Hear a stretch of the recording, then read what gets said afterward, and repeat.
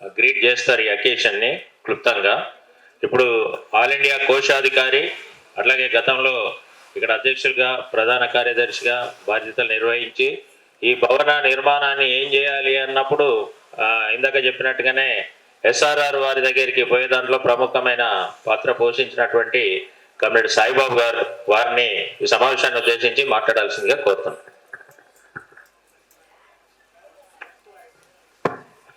ప్రియమైన అధ్యక్షులు, వేదిక మీద ఉన్న మన ప్రీతమ నాయకులు, కమ్రేడ్ ఎన్వి భాస్కర్రావు గారి స్మారక కేంద్రం ఆవిష్కరణ సభకి హాజరైనటువంటి పెద్దలు, కార్మిక సోదరులు, సోదరిమణులు, మిత్రులందరికీ నమస్కారం.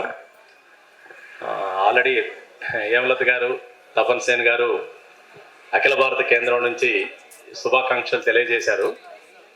నేను కూడా అఖిల భారత కేంద్రం నుంచి వచ్చినా కూడా నేను మన కేంద్రమే, ఉమ్మడి ఆంధ్రప్రదేశ్ తెలంగాణ రాష్ట్రం మన ఆఫీసు ప్రారంభం అనేటువంటి దాంతో నేను అభిప్రాయపడుతున్నా. నా తరపున కూడా మరొకసారి శుభాకాంక్షలు.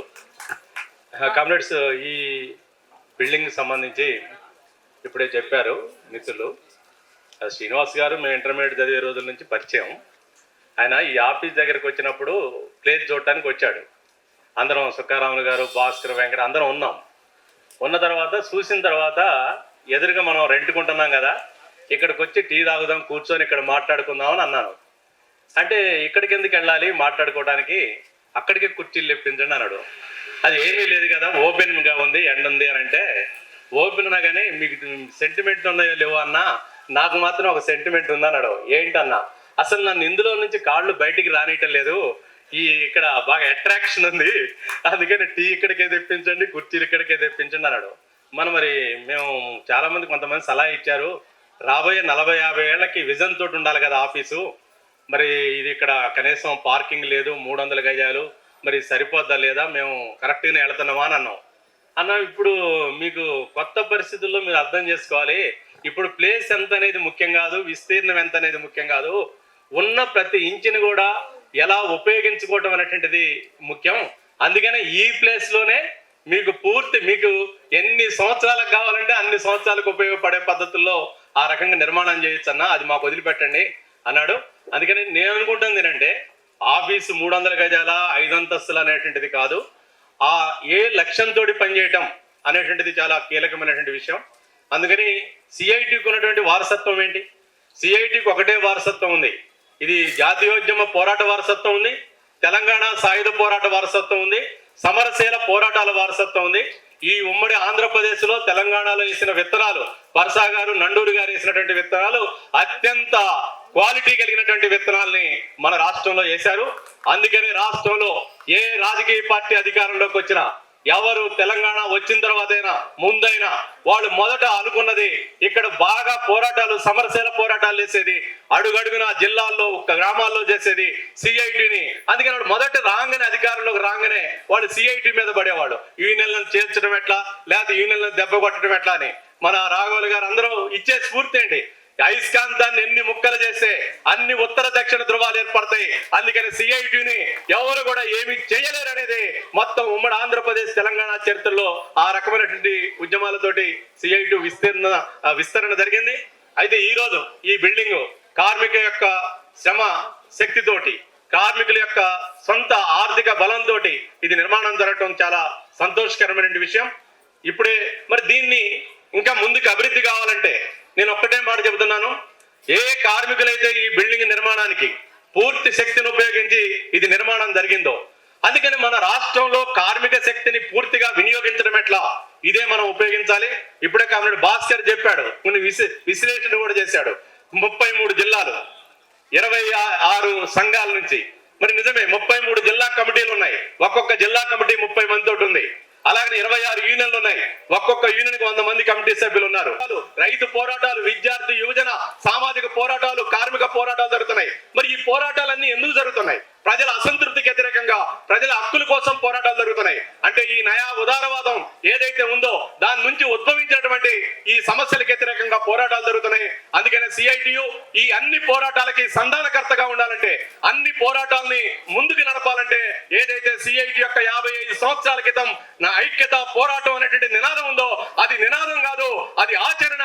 ఈ ఆచరణని ముందుకు తీసుకెళ్తామనే స్ఫూర్తితో కామ్రేడ్ ఎన్వి భాస్కర్ రావు గారి ఈ స్మారక కేంద్రం నుంచి అలాంటి ఆలోచనలు మరింత ఉధృతంగా జరగాలి, మరింత లోతుగా జరగాలని కోరుకుంటూ రాబోయే కాలంలో సిఐటియు తెలంగాణ రాష్ట్ర కమిటీ ఈ బృహత్తరమైన కర్తవ్యాన్ని ముందుకు తీసుకెళ్లడంలో విజయవంతం కావాలని మనసారా కోరుకుంటూ అందరికీ అభినందనలు, సెలవు తీసుకుంటాం.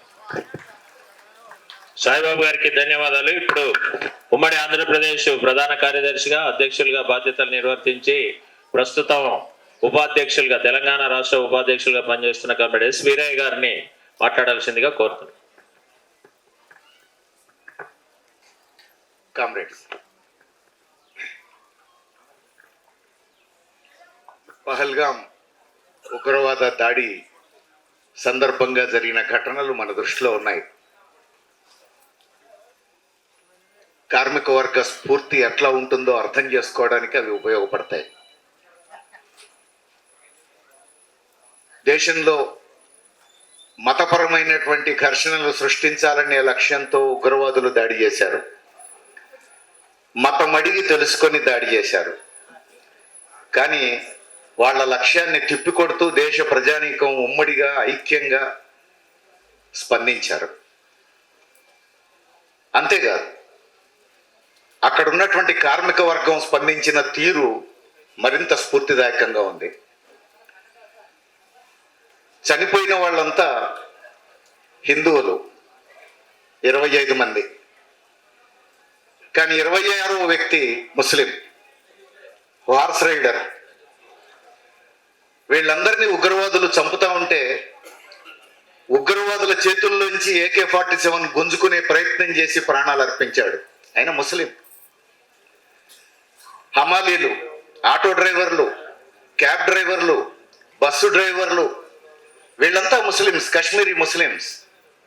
కానీ గాయపడిన వాళ్ళని ఆదుకోవడంలో, వెనక్కి తిరిగి వెళ్ళిపోవాలని ఆందోళన చెందుతున్నటువంటి పర్యాటకులను ఉచితంగా బస్టాండ్కు, రైల్వే స్టేషన్కు, విమానాశ్రయానికి చేర్చి సహకరించినటువంటి కార్మిక వర్గ స్ఫూర్తి అది.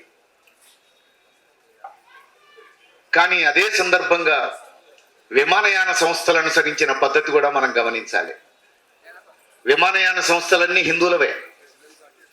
కానీ అప్పటి వరకు 6,000 ఉన్న టిక్కెట్ను 60,000, 70,000కు పెంచి ఇల్లు తగలబడుతుంటే బొగ్గులు ఎరుకునే పద్ధతుల్లో వ్యవహరించిన ఈ విమానయాన సంస్థలు. అంటే పెట్టుబడిదారుల ఆలోచన ఎట్లా ఉంటుంది?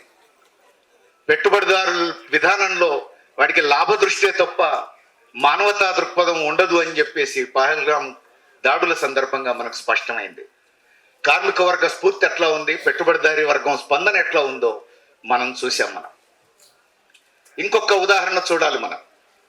దీనికంటే ముందే కొంతకాలం ముందు శ్రీనగర్లో ఒక ఆలయంలో ఒక ముస్లిం బాలిక మీద సామూహిక లైంగిక దాడి జరిగింది.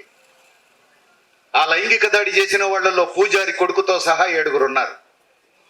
ఎవరికి తెలియదు. వారం రోజుల తర్వాత ఆనోట విన్నటువంటి ఒక పోలీస్ అధికారిని, ఎస్పీ, పండిట్ కుటుంబం నుంచి వచ్చినటువంటి మహిళా అధికారి వేటాడి ఆ 7 పట్టుకొని కటకటాల వెనకబెట్టింది.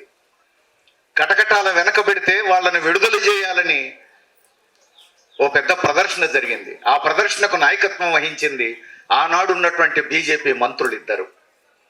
విలేకరులు అడిగారు, ఇలాంటి దుర్మార్గుల్ని అరెస్ట్ చేయాలని కోరుతాం మనం, కానీ జైల్లో పెడితే విడుదల చేయాలని కోరడం ఏంటిది? మంత్రులు అయ్యుండి మీరు నిలబడడం ఏంటంటే, మా బీజేపీ అధ్యక్షులు ఆదేశించారు, మేము పాల్గొన్నాం అన్నారు. ఇలాంటి దుర్మార్గమైనటువంటి విధానాలు అనుసరిస్తున్నటువంటి కాలంలో మనం ఉన్నాం. అందుకని కేంద్రంలో మోడీ సర్కార్ అనుసరిస్తున్న విధానాలు మనకు తెలుసు.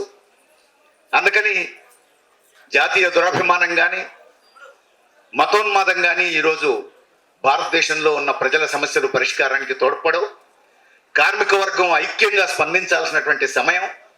కులం లేదు, మతం లేదు, ప్రాంతం లేదు, మనుషులందరూ విశ్వమానవులు అనేటువంటి స్ఫూర్తితో కార్మిక వర్గం స్పందించాల్సినటువంటి సమయంలో మనం ఉన్నాం. అందుకే ఈ ఆఫీస్ ఓపెనింగ్ సందర్భంగా ఈ ఆఫీసు చుట్టుపక్కల ఉన్న వాళ్ళందరూ, వాళ్ళు హిందువుల, ముస్లింల, క్రైస్తవుల అనే తేడా లేదు, అందరూ మన బంధువులే, కార్మిక వర్గ బంధువులే అని అందరినీ ఆహ్వానించాం ఈ ఉత్సవానికి. ఆ స్ఫూర్తితోటే సిఐటియు ముందుకు సాగుతుంది. ఈ స్ఫూర్తితోటే జూలై 9న మనం అఖిల భారత సమ్మెను జయప్రదం చేయాల్సిన అవసరం ఉంది. ఈ ఆఫీసు నిర్మాణానికి సిఐటియు సభ్యులందరూ తోడ్పడ్డారని చెప్పి అధ్యక్ష కార్యదర్శులు ఇప్పుడే చెప్పారు. జూలై 9వ తేదీ సమ్మెకు కేవలం సిఐటియు సభ్యులు పాల్గొంటే సరిపోయేది కాదది. ఇతర సంఘాల సభ్యులు, ఏ యూనియన్లో లేనటువంటి కార్మికుల్ని కూడా సమ్మెలోకి తీసుకొచ్చేటువంటి ప్రయత్నం సిఐటియులో ఉన్న ప్రతి సభ్యులు, కార్యకర్త, నాయకులు చేయాల్సిన అవసరం ఉంది. ఆ విధంగా జూలై 9వ తేదీ సమ్మెను జయప్రదం చేయడానికి మనం అందరం కలిసికట్టుగా కృషి చేయాలని చెప్పేసి కోరుకుంటూ నాకు ఈ అవకాశం ఇచ్చిన మీ అందరికీ ధన్యవాదాలు తెలియజేస్తూ సెలవు తీసుకుంటాం.